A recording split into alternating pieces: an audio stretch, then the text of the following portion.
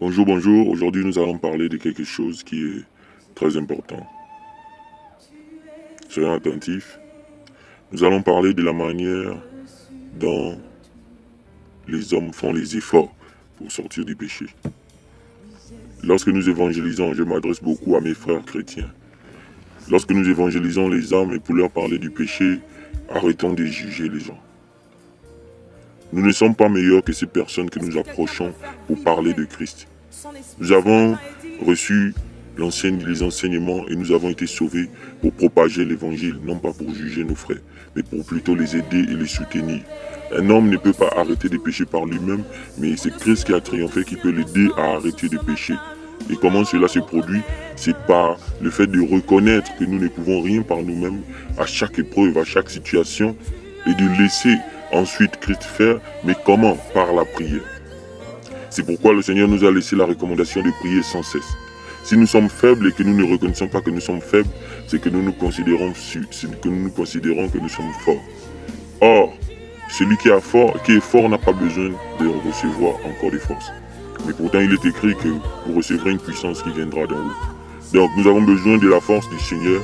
Nous avons besoin de le laisser faire et non de faire par notre propre force. De nous abandonner, de reconnaître que nous ne pouvons pas. Devant chaque situation, reconnaître que nous ne pouvons pas. Penser toujours à la prière, toujours penser à crier à Dieu. Et c'est comme ça que nous allons triompher de chaque épreuve que nous allons traverser.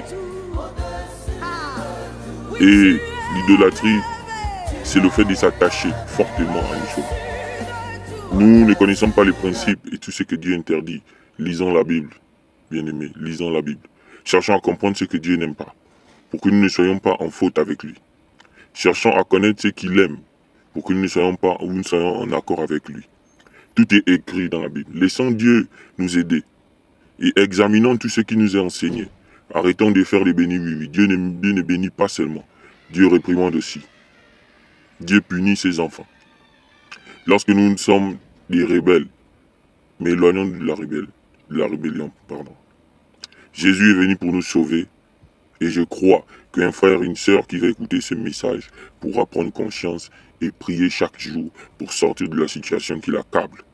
Et Christ, qui est tout puissant, qui est omnipotent, omniprésent, viendra te soutenir là où tu es. Que la gloire soit rendue à Jésus seul, lui seul qui peut changer les hommes. Aucun homme ne peut changer un autre. Seul Christ, par la puissance de son esprit, qui est au milieu de nous. Amen.